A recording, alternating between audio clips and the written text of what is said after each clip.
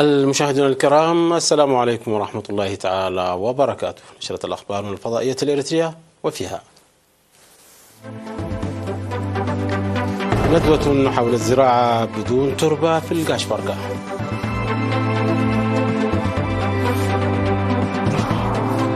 سمينار لأصحاب المتاجر الصغيرة في الإقليم الأوسط. ندوة حول ترسيخ الأخلاق والقيم المؤسسية في عنسبة.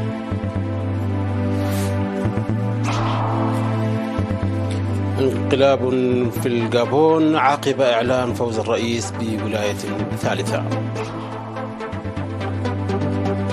الولايات المتحدة تعلن عن حزمة أسلحة عسكرية جديدة لأوكرانيا. مقتل 5 من عمال المناجم في انهيار أرضي في بوليفيا. أهلا بكم مشاهدينا. نظم مكتب وزارة الزراعة في إقليم القاشبرقة محاضرة في 27 من أغسطس الجاري حول الزراعة بدون تربة للسكان وإدارات الضواحي في مديرية أغردات. وقال السيد عوض إسحاق عضو وحدة نظم المعلومات في المكتب أن استخدام الزراعة دون تربة يتزايد في العالم، وحث المجتمع على الاستفادة من الإرشاد والمعلومات التي يقدمها الخبراء الزراعيون. وقام السيد كوبروم تخل مريم من وحدة تطوير منتجات الألبان واللحوم بشرح تقنيات الزراعة بدون تربة ومزاياها. وذكر المدير التنفيذي لمديرية أغردات السيد كبراء فساتون المشاركين بفهم الغرض من المحاضرة ونقل المعرفة المكتسبة إلى الآخرين. وعلق المشاركون على أهمية المحاضرة وحثوا على تنظيم محاضرات مماثلة موسميا. ينظم برنامج الادخار والقروض المسقرة مول سمينارات في شهر أغسطس في 16 مديرية في الإقليم الأوسط لأصحاب المشاريع الصغيرة والمتوسطة. وقال المدير التنفيذي للبرنامج السيد تافل أسمرو من التنوير الذي يقدم للأفراد والجماعات وموظفي القطاعين العام والخاص يركز على نمو الأعمال بشكل عام وتطوير خططهم بشكل خاص. وذكر بأن البرنامج يسهم في تحسين حياة متدني الدخل مشيدا بتعاون إدارات المديريات والضواحي. وقال مسؤول الرقابة والتقييم بالمكتب المركزي للبرنامج السيد هيلين باي ومسؤول مول في الإقليم الأوسط السيد سامسون يوهنس قال أن 66 بنكا ريفيا يخدمون 9134 عميلا في 99 إدارة ضاحية في الإقليم الأوسط. وأوضح تقديم قروض بمبلغ 23.4 ملايين نقفة في النصف الأول من العام الجاري ل 1640 عميلا، فيما تم استرداد 23.5 ملايين نقفة. ودعت مديرية وسط المدينة السيدة هيوت مغوس في السمينار الذي عقد في المديرية أصحاب المتاجر الصغيرة للاستفادة الجيدة من فرص القروض المقدمة. وبرنامج الادخار والقروض المسقرة مول مؤسسة مالية حكومية أنشئت عام 1996 تحت مظلة وزارة المالية والتنمية الوطنية. أقيمت ندوة حول ترسيخ الأخلاق والقيم المؤسسية بعنسبة لمسؤولي الإدارات والفروع والوحدات بالإضافة إلى الشباب العامل في إقليم عنسبة. وأقيمت الندوة في مدينة كرن بهدف رفع وعي المواطنين أو الموظفين ومعرفتهم حول بناء ثقافة العمل وتعزيز القيم. وقال خبير الإدارة في المركز الإريتري لبناء القدرات المؤسسية السيد يوناس جبريهوت الذي أشرف على الندوة أن التركيز يجب أن يكون على بناء الموارد البشرية وإدارتها. وذكر بأن الخدمات في المؤسسات تتأثر بسلوك الموظفين، مضيفا الالتزام بالمواعيد وكفاءة الخدمة والمساءلة وحسن الاستقبال والصدق والعلاقة المثلى بين صاحب العمل والموظف هي بعض القيم التي يجب ممارستها والحفاظ عليها في العمل. وقال أنه بالعمل معا يتم تحقيق النتائج المرجوة. بدورهم ناقش المشاركون المواضيع المطروحة وحثوا على مواصلة مثل هذه الندوات لما لها من أهمية كبيرة. تم بناء فصول دراسية إضافية بمبادرات مجتمعية لحل النقص في الفصول الدراسية في مدرسة تورات الابتدائية في مديرية دباروا. وفي حفل التدشين الذي أقيم في يوم 27 من أغسطس الجاري قال مدير المدرسة الأستاذ هنصت زرقين. المدرسة بدأت خدماتها عام 1997 ب 250 طالبا، وقد تم بناء 3 فصول دراسية بمبلغ 600 ألف نقفة لاستقبال طلاب المرحلة المتوسطة.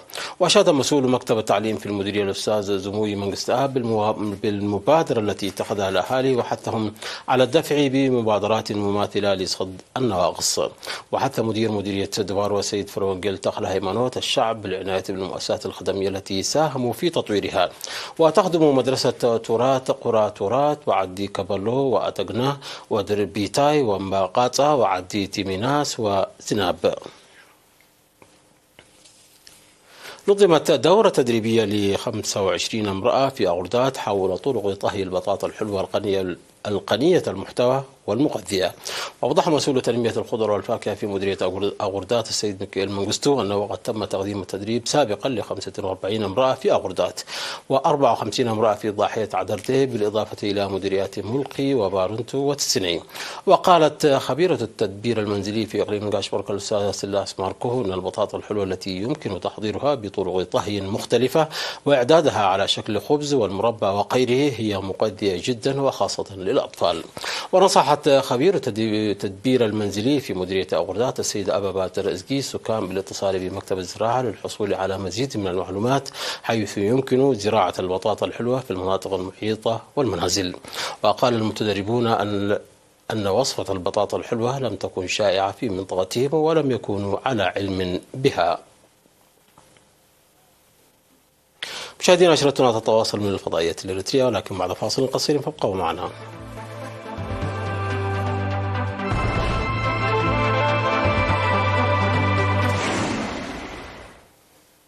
أهلا بكم مجددا. أعلن عسكريون في الغابون إلقاء نتائج الانتخابات وحل الدستور والسيطرة على السلطة، وذلك عقب الإعلان عن فوز الرئيس علي بونغو بفترة ثالثة في الانتخابات الرئاسية. وظهر ضباط كبار بالجيش الغابوني على التلفزيون وأعلنوا استيلاءهم على السلطة. وقال الضباط أنهم يمثلون جميع قوات الأمن والدفاع في الغابون، مضيفين أن الانتخابات العامة الأخيرة تفتقر للمصداقية وأن نتائجها باطلة. كما أعلنوا إغلاق حدود البلاد حتى إشعار آخر وحل مؤسسات الدولة. وأفادت وكالة فرانس بريس بسماع إطلاق نار في العاصمة ليبرفيل. وقال رئيس مركز الانتخابات في الغابون أن بونغو حصل على 64.27% من الأصوات. كشفت الولايات المتحدة عن حزمة مساعدات عسكرية جديدة لأوكرانيا بقيمة 250 مليون دولار مع استمرار كييف في هجومها المضاد لاستعادة أجزاء من أراضيها من روسيا. وتتضمن الحزمة صواريخ للدفاع الجوي وطلقات مدفعية وصواريخ مضادة للدروع وأكثر من 3 ملايين طلقة للأسلحة الخفيفة. وتواجه قوات كييف صعوبات في تحقيق مكاسب كبيرة في هجومها المضاد الذي أطلقته هذا الصيف، والذي يصطدم بدفاعات روسية صلبة قوامها خصوصا ألقام وخنادق وعوائق للدبابات. هذا وأعلنت روسيا أن قواتها دمرت 4 زوارق عسكرية أوكرانية تحمل على متنها نحو 50 جنديا في البحر الأسود. وقالت وزارة الدفاع الروسية في بيان نشرته على تليجرام أن طائرة تابعة لها دمرت 4 زوارق عسكرية فائقة السرعة تحمل مجموعات إنزال من القوات الخاصة الأوكرانية يبلغ إجمالي عددها نحو 50 شخصا في البحر الأسود. لقي ما لا يقل عن 5 من عمال المناجم الذين كانوا يستخرجون الذهب من أحد الأنهار حتفهم في انهيار أرضي في شمال شرق بوليفيا وفقا لسكان شاركوا في عمليات الإنقاذ. ووقعت المأساة بالقرب من محلية مايبيري الواقعة بالقرب من لاباز. وقال المسؤول المحلي أوبالدو توريز أنه تم تسجيل 5 قتلى وناج 1. وقال وزير الحكومة البوليفية إدواردو ديل كاستيلو في مؤتمر صحفي أن عمليات الإنقاذ مستمرة، مضيفا أنه لا يزال من الممكن العثور على جثث أخرى مدفونة. قالت شركة تويوتا أنها تعرضت لخلل تقني أجبرها على تعليق عمليات الإنتاج في كل مصانعها 14 في اليابان. ولم تقدم أكبر شركة لصناعة السيارات في العالم مزيدا من التفاصيل حول هذا العطل، لكنها أوضحت أنه ليس ناجما على ما يبدو عن هجوم إلكتروني. وأضافت الشركة أن الخلل تسبب في منع نظامها من معالجة طلبيات قطع الغيار، ما أدى إلى تعليق العمل في عشرات المصانع أو 25 خط إنتاج. وتعد الشركة واحدة من كبرى الشركات في اليابان، ولنشاطاتها الإنتاجية تأثير كبير على اقتصاد البلاد. مشاهدينا، قبل الختام إليكم تذكير بأهم ما جاء في هذه النشرة من أنباء. ندوة حول الزراعة دون تربة في القاشبركة.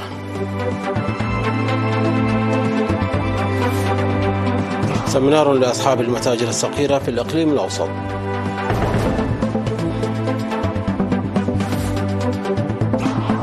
ندوة حول ترسيخ الأخلاق والقيم المؤسسية في عنسبة.